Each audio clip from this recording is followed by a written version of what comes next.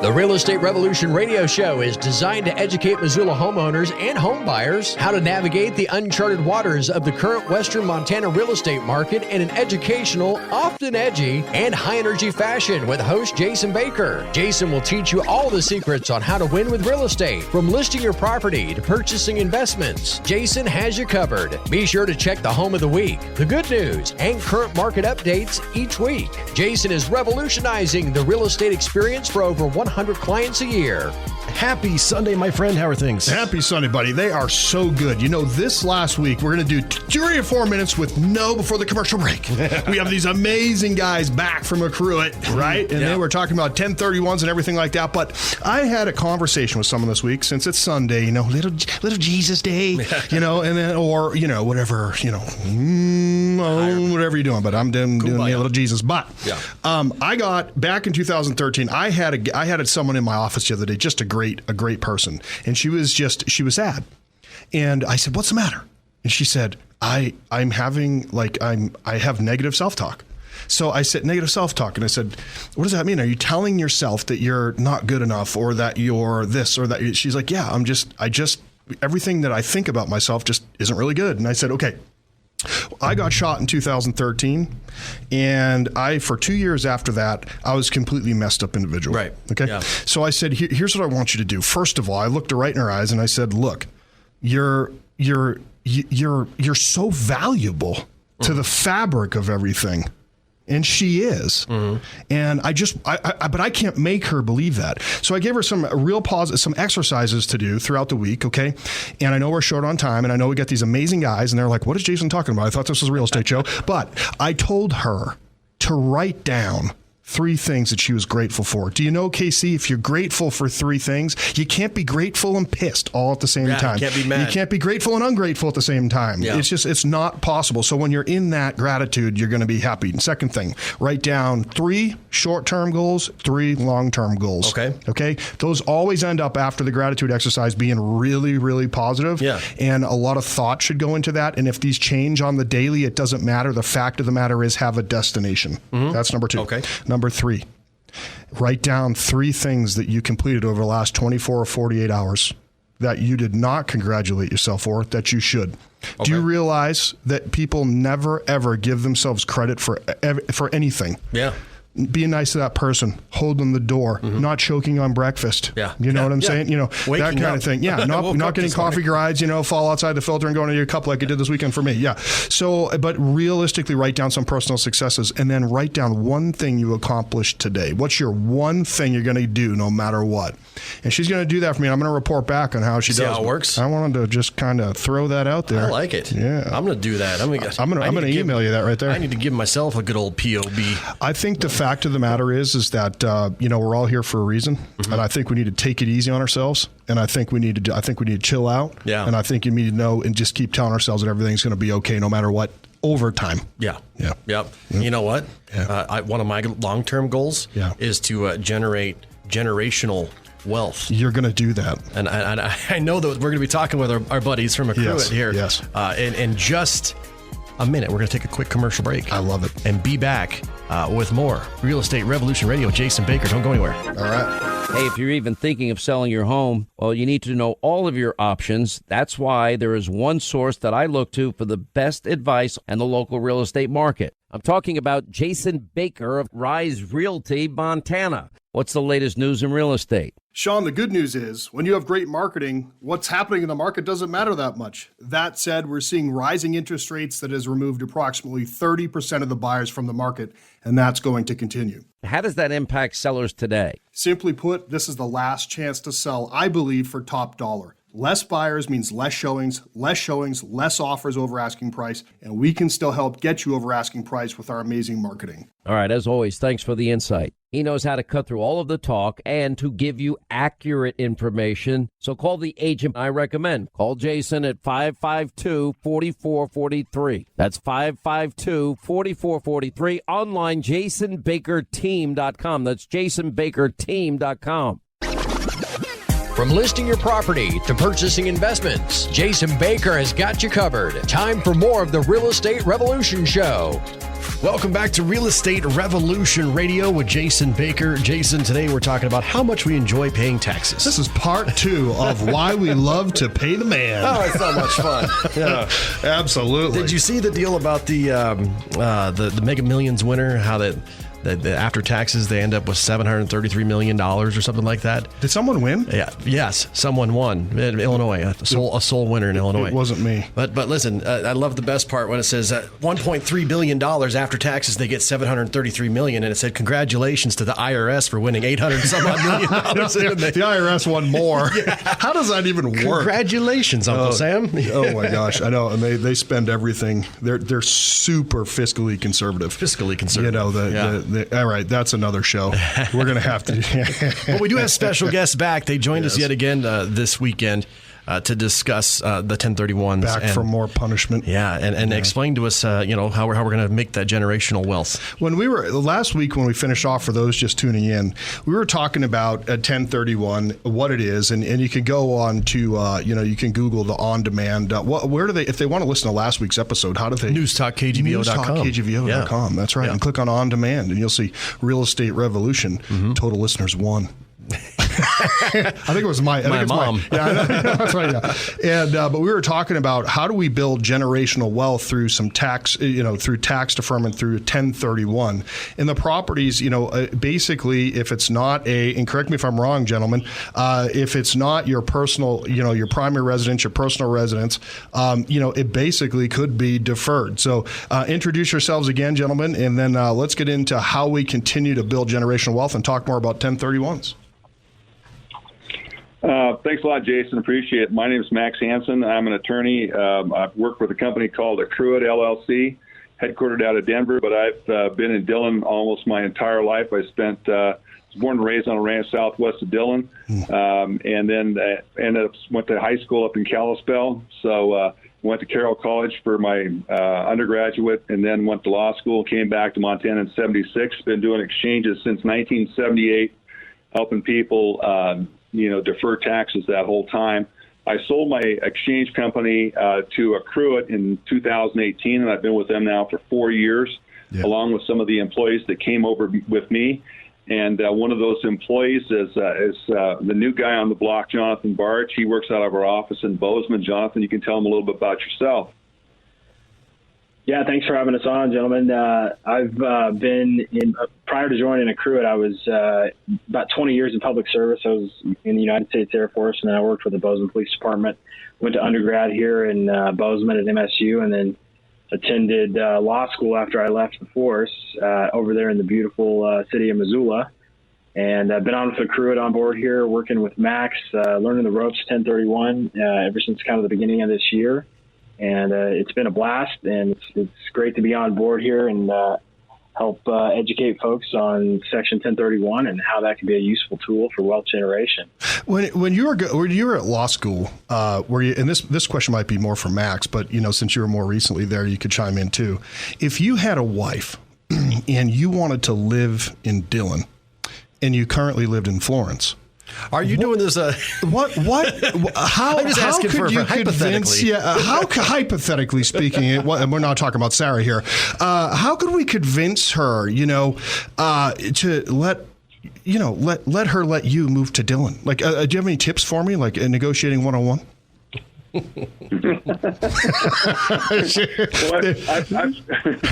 this is Max, and I've had a number of associates that came in here, and they were all excited because the fishing was great, the hunting was great, snowmobiling was great, skiing was great, no crowds, and unfortunately, their better halves decided that there was better places to live than Dillon, Montana.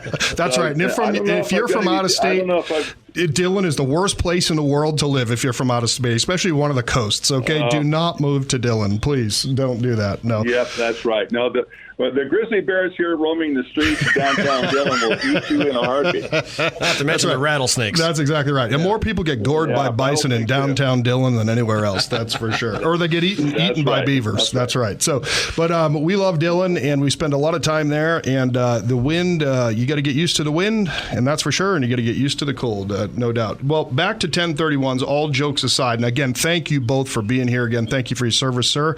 Air Force and Bozeman Police Department. I lived there from 02 to 09, and I've never been in handcuffs, but I was close a few times. Okay, so anyway, what do we so, and they can watch the past shows just to kind of catch up where we were last week. But what do you need to do in order so you're like, all right, I got a property, I think it qualifies. Like, what's the general process that someone has to go through in order to initiate a 1031? And then maybe after that, like, why can we do it on our own and can, like, or do we have to use a company to do it? So maybe those two things, yeah.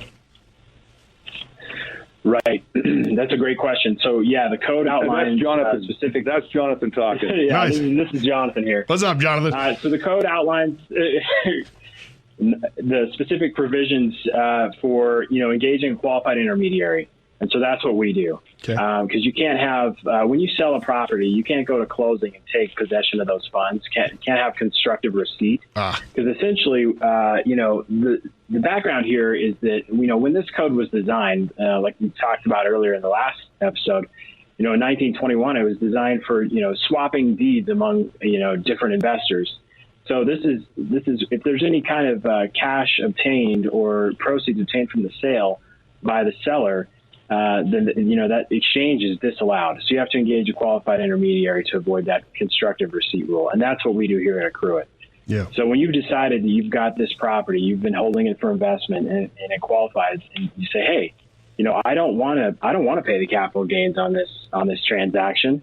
I want to engage in a 1031 and report this next year on my IRS form 8824. Well, you engage us, and there's an exchange agreement that we have you sign, and then we also put out a notice of assignment. So the seller or the buyer gets notice that we basically step into the shoes of the taxpayer, of the client. So we take assignment of that contract, and then we show up to the closing table under that assignment, and we then hold the funds, the net proceeds from that sale, in an exchange account under the segregated account under that taxpayer ID number. And we sit there and we wait until the client's found replacement property that they want to acquire as part of their exchange. Yeah. And obviously, there's some rules and some timing rules and things like that we could get into. But that's kind of the nuts and bolts of it. Roll right into that, because the number one question I get from clients is like, Jason, when do I start the 1031 process? What kind of property do I have? Does it have to be the same exact property? Does it have to? And then how long do I have? And then how long do I have to find it? How long do I have to close? Like, let's touch on some of those basics and just kind of get the myths off the table here and give them the facts.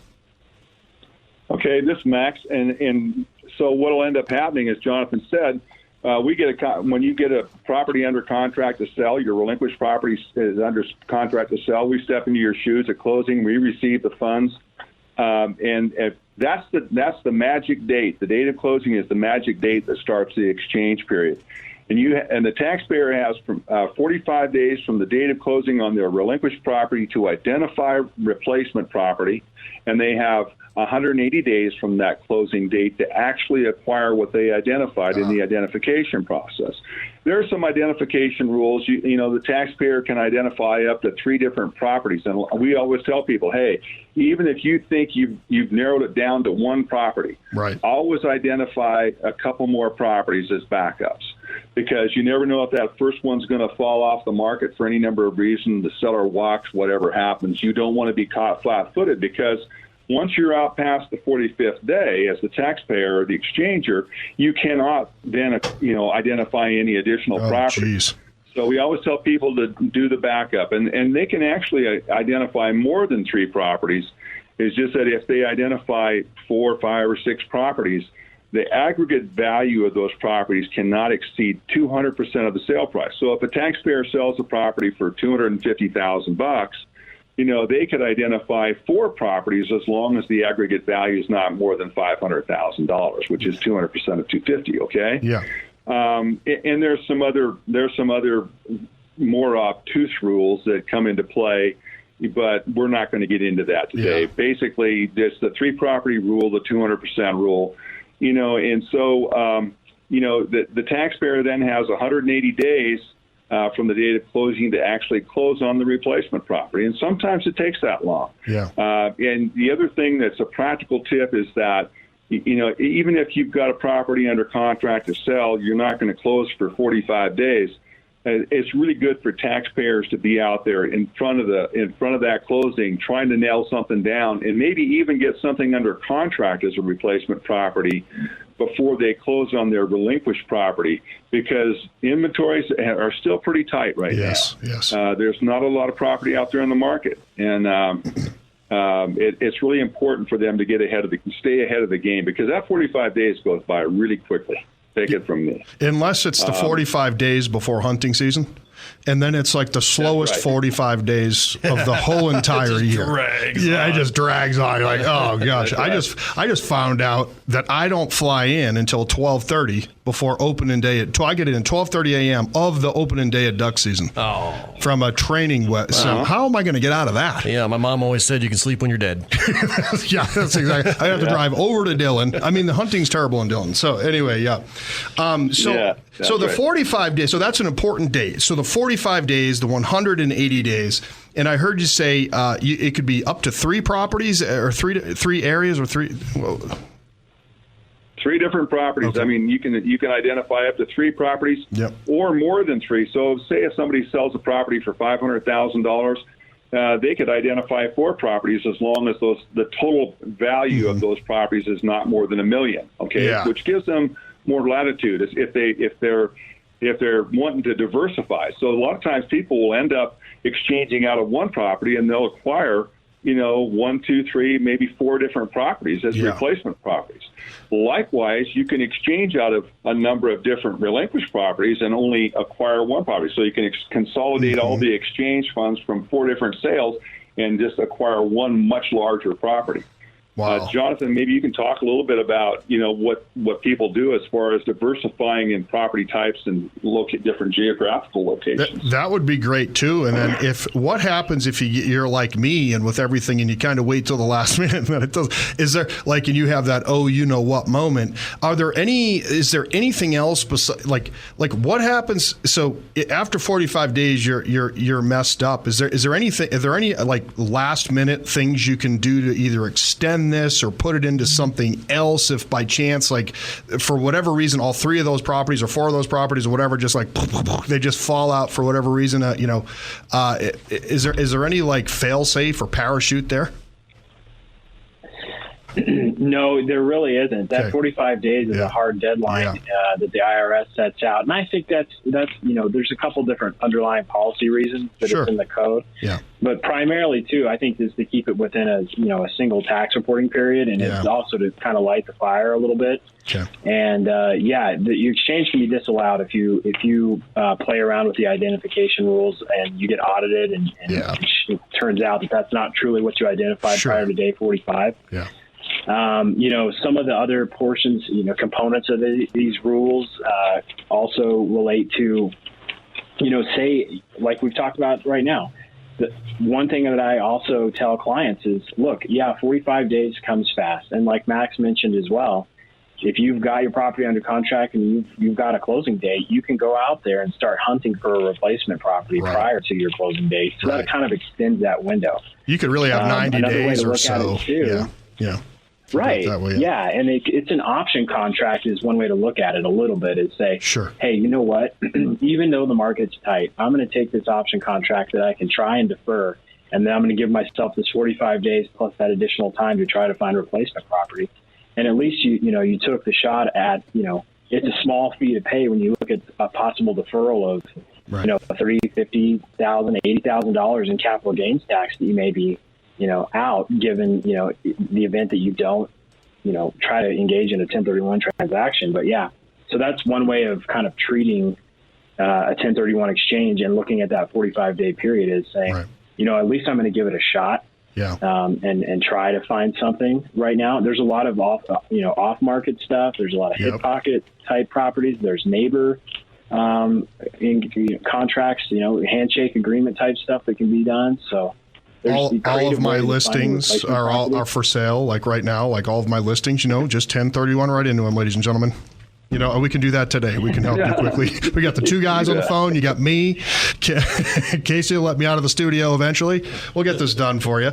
That's amazing. I want to know more. I had a client, a gentleman that, and thank you. I don't want to say their name on air, but that used you guys and just couldn't say enough through Lisa, and he just had a great experience, and I don't know what I should follow up to see if they ever did anything, but they were so grateful that, you know, they responded to very quickly, and it wasn't something that they had to go hunt down. Tell us a little bit about, you know, your company and kind of what sets you apart and all of that. Yeah. Well, yeah, this is Max. One of the things that I was going to say, you know, we talk a lot about different rules and deadlines and all that stuff. I think the beauty of having a qualified intermediary company involved in it is not only the fact that it's required by the code section that you'd have this independent third party that's, you know, holding the money.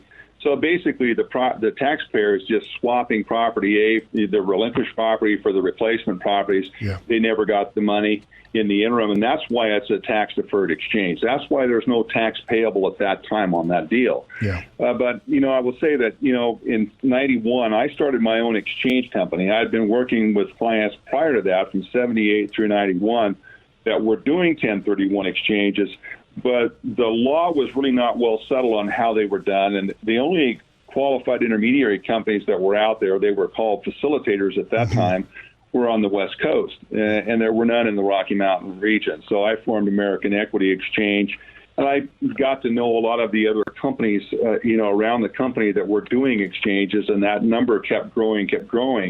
And one of those companies was Accruit, and I worked with my boss, Brent Abram, who was the CEO of Accruit. Accruit was involved a lot of personal property exchanges, fleet exchanges with Avis, Hertz, Budget, Enterprise, all those different car companies were doing 1031 exchanges on their rental fleets. Right. And in 2017, Congress did away with 1031 exchanges for personal property, livestock, aircraft, cars, trucks, etc., which I did too. And Accruit wanted to enlarge its real estate portion of its business. And we ended up talking. We'd been joking over the years about forming that alliance, and finally in 2018 we pulled the trigger on that. And I've been with him ever since. The cool thing about Accruit, we're headquartered out of Denver.